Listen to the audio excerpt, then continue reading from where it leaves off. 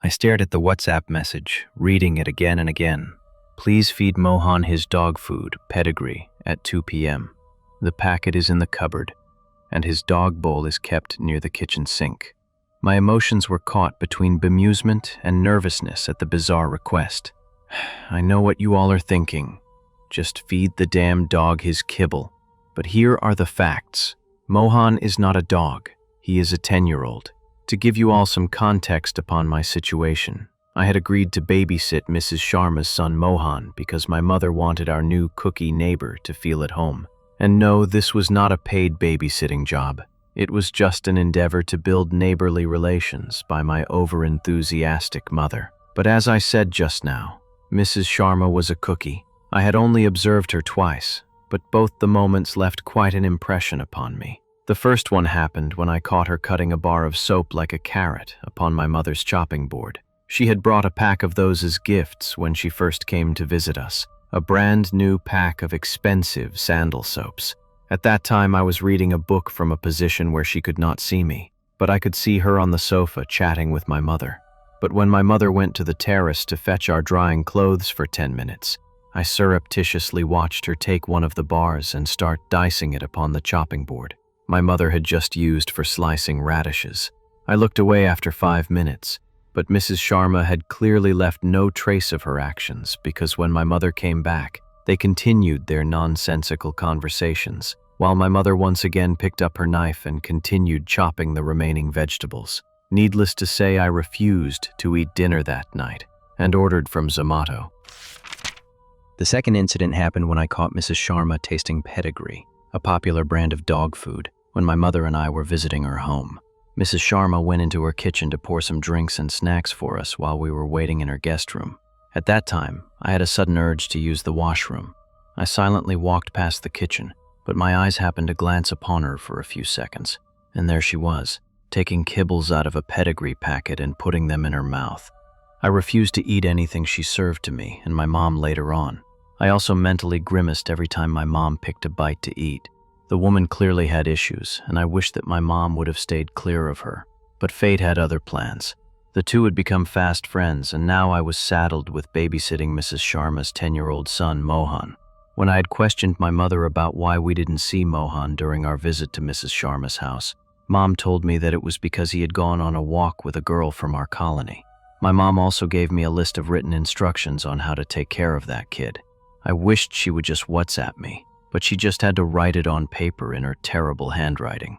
Honestly, the only redeeming quality of Mrs. Sharma so far was that she was not as technophobic as my mother and had agreed to message me the instructions. The babysitting ordeal was to last from 12 noon till 6 in the evening. I had not even glanced upon the list my mother had given me, as Mrs. Sharma had promised me that she would text me the relevant tasks throughout the day. So, with an irritated look upon my face, I went to pursue the challenge. I first saw Mohan in the living room of their house watching television. An episode of Doraemon blared from the television, and I winced at how loud it was, but the kid was unaffected. Mrs. Sharma had just deposited the keys to her house with me right outside the house and left in a hurry, without even introducing me to her kid. Her craziness clearly wasn't going away anytime soon. I felt sorry for the kid for having such a weird mother without even having met him. So that is how I had relaxed a little and entered their living room after safely locking the door. I was told by my mother that Mohan was 10 years old, and he looked exactly like a normal 10-year-old would. He was watching the television screen with his black hair combed back, wearing a red t-shirt and a pair of comfortable pants, munching upon Maggi noodles with a glass of mango juice nearby. I introduced myself to him, and he replied to my basic questions, his attention clearly fixed upon the television. But he looked comfortable enough, so I went into the guest bedroom of the house to watch Dairy Girls on Netflix, after reassuring him to call me if he needs anything. I was captivated by the show until Mrs. Sharma's message notification came on WhatsApp. That is when the weird message that I had talked about earlier came in, at 1:40 p.m. And reading the message made me wish that there was some version of CPS in India, because the entire event just screamed that something abusive was going on with Mohan and his mother. I wondered if Mrs. Sharma was joking with me, so I went to the cupboard to see if I would actually find dog food over there. I was hoping that the last time I saw her eat pedigree kibbles in her kitchen was just some hallucination or glitch in the Matrix moment. But there it was, a yellow packet with a cute little golden retriever picture, a big packet of pedigree. I stared at it for a good 10 minutes, wondering what my next steps should be. Should I make a run for it and inform my mother about the incident?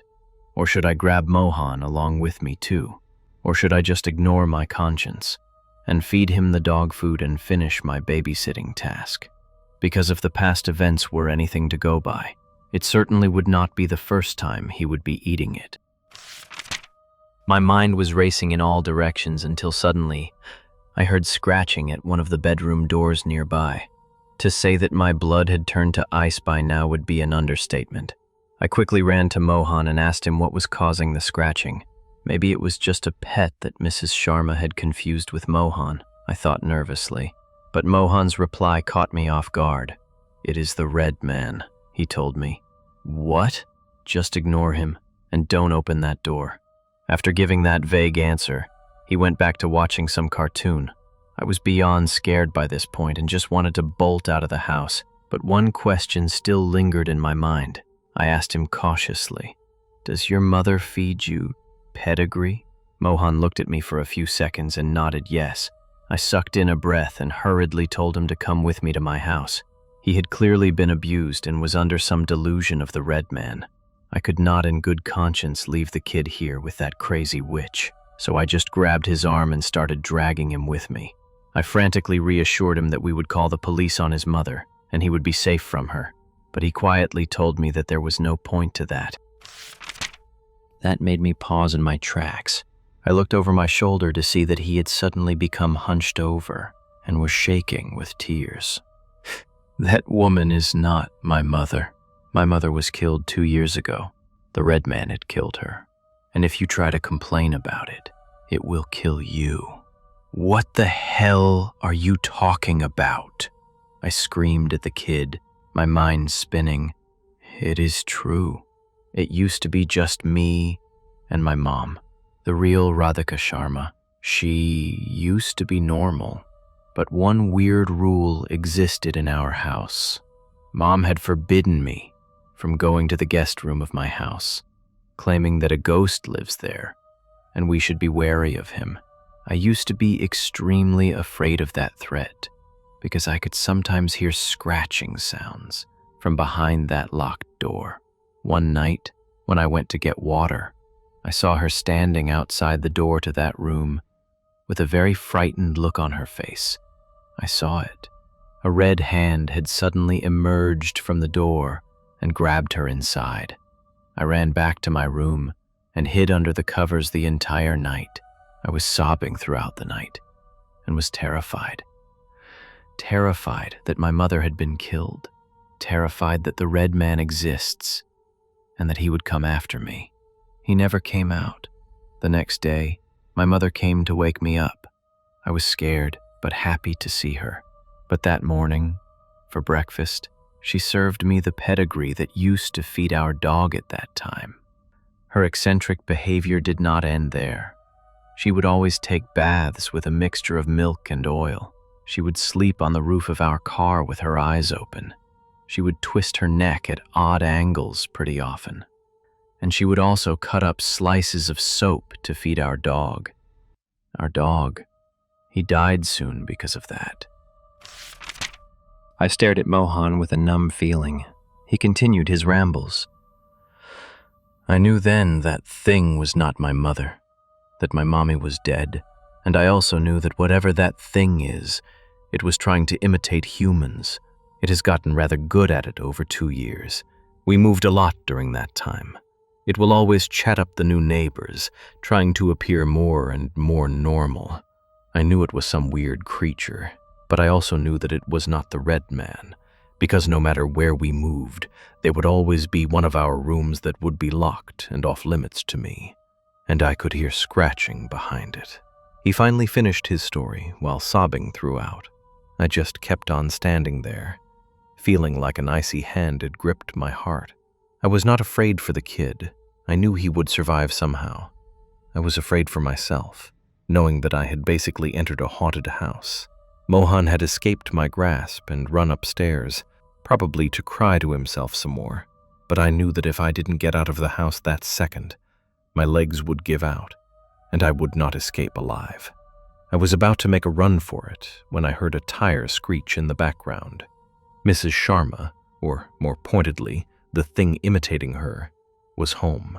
I just stood there, frozen like a statue when the lock turned. The thing must have had a spare key, of course, and within moments it opened the door and entered the house with a cheery face. "Hello, dear. How was your day? I am sorry I came home early. The grocery shop I like was closed today, and I was free to come home early. I hope you had fun with Mohan. He is very friendly." The thing grinned at me. I just stared in silence, not a movement out of me. It moved towards the room from where the scratching sounds were coming from, still chatting me up. I hope Mohan ate his food properly. He generally is a good boy, but I had to discipline him for a very long time for him to reach that stage when it comes to food. I watched in silent horror as it came to stand before the door with the scratching sounds, but a confused expression came upon his face. "Dearie, did you not let Mohan out of the room?" "Huh?" The inquisitive expression just escaped my mouth, the first prickle of curiosity coming over me. Without any warning, its hands turned the handle and opened the door. I screamed and tried to make a run for it, until I heard a bark from behind me. I just froze upon the spot, slowly turning my head around. I expected to see a grotesque red figure with a creepy smile coming at me with inhuman speed. Instead, a happy golden retriever ran up to me. I tried to collect my thoughts for a minute. I expected that this was all a show, and both the woman and dog would soon reveal their true, paranormal forms. But nothing of that sort happened. The golden happily continued to hug me, and Mrs. Sharma watched with a worried look on her face. "Did you not feed him, dearie?" "Mohan must be very hungry now," Mrs. Sharma replied, pointing to the dog. "What are you talking about? Mohan is your son, isn't he?" "I refer to him as my son, but he is not my actual son, dearie. He is a dog." "Why are you asking such a weird question? But were you confused all this time because you thought I had an actual son? I never had a child, and I had never been married. I have only had one companion for 10 years, my beloved Mohan. Let me feed him now. He must be hungry." With that, she walked towards the kitchen. I just excused myself and ran to my home. I ambushed my mother as soon as I saw her. "Did you know that Mohan was a dog?" I angrily questioned my mother. "Of course. Why are you asking such an idiotic question? Was that not clear enough the first time you saw him?" Mohan being a dog was literally the first thing I wrote in my list, but you did not read it. My mother chided me. I was at a complete loss of words. If Mohan was a dog, then who the hell was the boy I had talked to? Wanting more answers, I started narrating Mrs. Sharma's past actions to my mother. I told her about Mrs. Sharma's weird soap chopping and pedigree eating behaviors from earlier. I expected her to be shocked at this, but she only laughed. She was chopping the soap because I had asked her to do that, silly. I had wanted to take those pieces of soap to keep them in our potted plants. I had read somewhere that they repel insects and wanted to check for myself. And as far as the pedigree eating is concerned, she did not eat it. She told me that she puts a few pieces in her mouth to encourage Mohan to eat it. She sometimes does it even when he is not there, out of absent-mindedness. You may think it is weird, but the tactic has been quite effective so far. With that, my mother started walking towards the dining table, still speaking. "You have really disappointed me this time. I expected you would take better care of Mohan. You are lucky Mrs. Sharma is a sweet lady. She would probably forgive you. Mrs. Sharma had even brought a gift for you for taking care of Mohan." My mother kept on ranting. My mother pointed towards a painting kept on the dining table, but as soon as I saw it, beads of sweat started collecting on my forehead, and I felt like I would faint, because the painting consisted of a picture of the same boy I had talked to earlier that day, and on the bottom right corner, it was signed as the Red Man. Since then, I have tried to throw out the painting multiple times, but it keeps on showing up in weird places in my house. So, all I am requesting you guys is that, if you ever end up babysitting a kid talking about the Red Man, just call an exorcist. And that's where the story ends. Honestly, I don't know what to think. Was it grief, imagination, or something far more sinister? Either way, it leaves me uneasy. What about you? Do you believe there really was something supernatural at play? Or was it all in their minds? Well, thank you for watching until the end. See you all next time.